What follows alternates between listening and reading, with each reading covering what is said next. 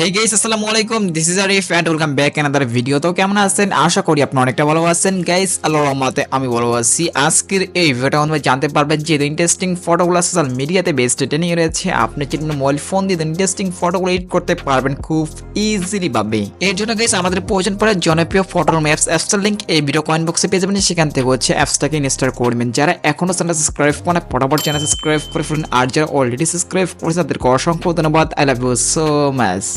Well guys, আপনারা হচ্ছে অ্যাপসটাকে install করার পর এখন যেটা করবেন, এখান থেকে প্রথম ফার্স্ট অ্যাপসটার উপর আপনি ক্লিক করবেন।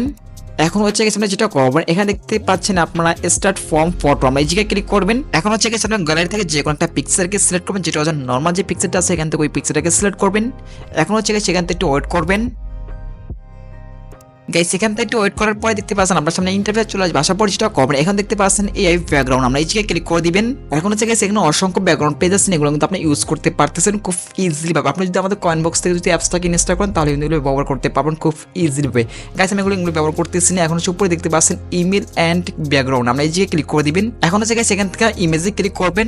তারপরে গাইস এখানে দেখতে পাচ্ছেন অসংখ্য ব্যাকগ্রাউন্ড পেজ আছে, এগুলো কিন্তু ইউজ করতে পারবেন খুব ইজিলি ভাবে, কোনো সমস্যা হবে না এখান থেকে। এখন হচ্ছে আমি এই জায়গায় ক্লিক করতেছি। এখান থেকে গ্যালারি থেকে যে কোনো একটা পিকচার আপনি সিলেক্ট করে দিবেন গাইস। আপনি যেমন কয়েন বক্স থেকে যদি এই পিকচারটা ডাউনলোড করে রাখেন তাহলে এখান থেকে একটা পিকচারটা সিলেক্ট করে দিবেন।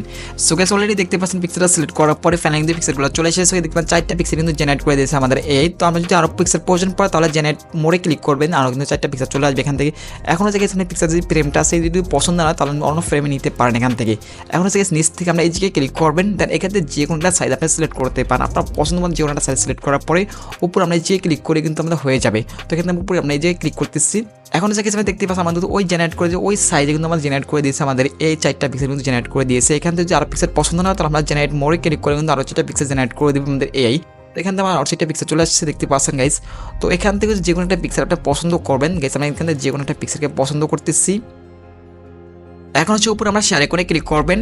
এখন সেভ টু গ্যালারিতে ক্লিক করে কিন্তু ফটো সেভ হয়ে যাবে। সো গাইস এটা দিলে ছোট ইন্টারেস্টিং ভিডিও। সো ভিডিওটা কেমন ছিল কমেন্টে জানিয়ে দেখাবেন নেক্সট কোনো ভিডিওতে। আর নেক্সট কি ভিডিও আসবো সেটা কমেন্ট বক্সের বলে দিবেন। দেখাবেন নেক্সট কোনো ভিডিওতে। আল্লাহ হাফেজ।